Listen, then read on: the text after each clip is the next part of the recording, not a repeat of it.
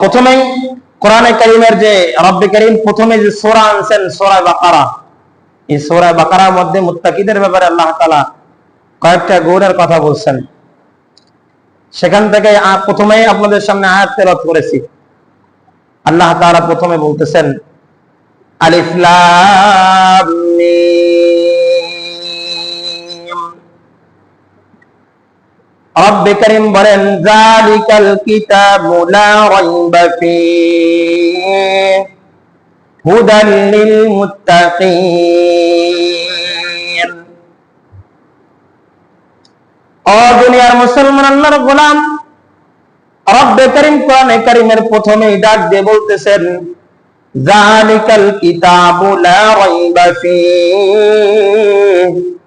এমন একটা কিতাব তোমাদেরকে দান করলাম যে কিতাবের মধ্যে কোনো সন্দেহ নাই, কোনো সন্দেহ নাই, কোনো ভুল ত্রুটি নাই, কোনো ভুল ত্রুটি নাই।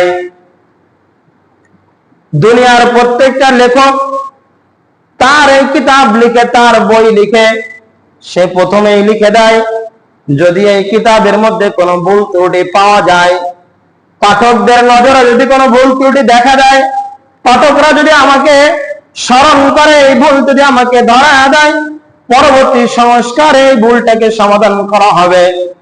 কিন্তু আল্লাহ রাব্বুল ইজ্জতুল জালাল এমন এক কিতাব নাজিল করলেন, প্রথমে ঘোষণা করে দিলেন লা রাইবা ফীহি,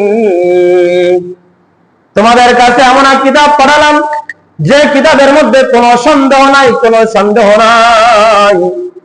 শুধু রব্বে কারীম এই কথা বলে ক্ষান্ত হয় নাই, বরং রব বলেন হুদাল লিল মুত্তাকিন। এই কিতাব যারা মুত্তাকি ব্যক্তি হবে, যারা তাকওয়া অবলম্বনকারী হবে, তাদের জন্য রব্বে কারীম বলেন যে তাদের জন্য এই কিতাবটা হেদায়েত হবে, পথ প্রদর্শক হবে। এই কিতাবটা তাদেরকে রাস্তা দেখায়া দেখায়া জান্নাত পর্যন্ত পৌঁছায় দেবে। চিল্লা বলেন না সুবহানাল্লাহ। রব্বে কারীম তো এই কথাই বলছেন যে হুদাল লিল মুত্তাকিন। ও দুনিয়ার মুসলমান আল্লাহর গোলাম, কথাগুলো একটু ভালো করে বোঝার চেষ্টা করবেন, গভীর মনোযোগ দিয়ে একটু কথাগুলো বোঝার চেষ্টা করবেন, দিলের কান্দে কথাগুলো একটু বোঝার চেষ্টা করবেন। রব্বে কারীম কিন্তু বলেন নাই হুদাল লিন্নাস, পুরা মানুষের জন্য, পুরা জগৎবাসীর জন্য এটা হেদায়েত, এটা পথ প্রদর্শন, এটা কিন্তু রব্বে কারীম বলেন নাই। রব্বে কারীম বলছেন হুদাল লিল মুত্তাকিন, যারা তাকওয়া অবলম্বনকারী হবে তাদের জন্য এই কিতাবটা পথ প্রদর্শক হবে। যারা তাকওয়া অবলম্বন করতে পারবে না, আল্লাহ তাআলা তাদের ব্যাপারে কিন্তু কোনো হেদায়েতের ঘোষণা করে নাই, তাদেরকে কিন্তু পথ প্রদর্শকের ঘোষণা কিন্তু রব্বে কারীম করে নাই। পরবর্তীতে আল্লাহ রাব্বুল ইজ্জতুল জালাল কারা মুত্তাকি সে কথাই বলতেছেন আল্লাযীনা ইউমিনুনা বিল গায়বি ওয়া ইউকিমুনাস সালাতা ওয়া মিম্মা রাযাকনাহুম ইউনফিকুন। রব্বে কারীম বলেন যে তারাই হলো মুত্তাকি, যারা গায়েবের প্রতি, যারা অদৃশ্যের প্রতি যারা বিশ্বাস স্থাপন করেছে, ওয়া ইউকিমুনাস সালাত, এবং যারা নামাজ কায়েম করেন, যারা নামাজ কায়েমের প্রচেষ্টা করে, যারা নামাজ কায়েম করতেছে তারাই হলো মুত্তাকি।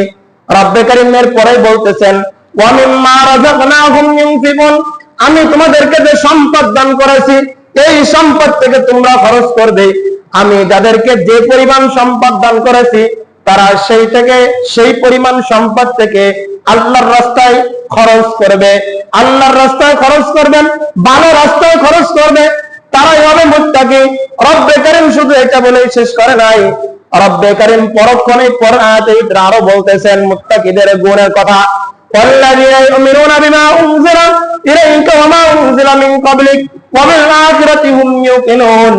রব্বে কারীম বলেন যে তারা ঈমান আনয়ন করবে, আপনি রাসূলের উপরে যেগুলো নাযিল করা হয়েছে সেগুলোর উপরে তারা ঈমান আনয়ন করবে, এবং আপনি রাসূলের পূর্ববর্তী যে সমস্ত নবী পাঠানো হয়েছে তাদের উপরে যেগুলো পাঠানো হয়েছে সেগুলোর উপরে তারা বিশ্বাস স্থাপন করবে।